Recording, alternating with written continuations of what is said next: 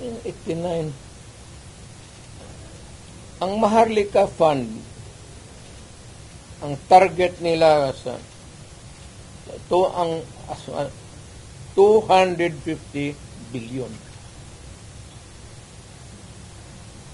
Kinuna nila ang GSIS ng 62.5 billion.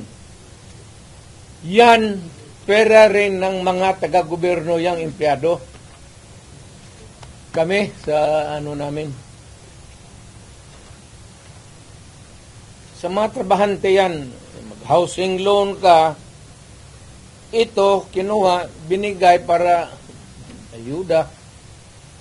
Ang mga membro nito, hindi na makaloan, enrollment ng mga bata, mahirapan sila nito kasi magkakaroon ito ng anomaly sa flow ng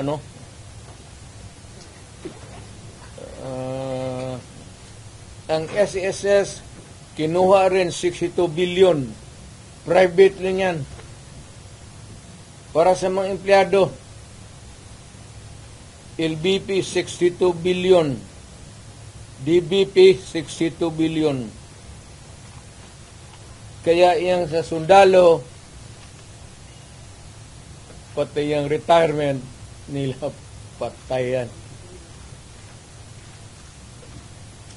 Given all these predicaments, you have the legal basis on the issues in mind. Kaya mayroon na legal remedies in your mind.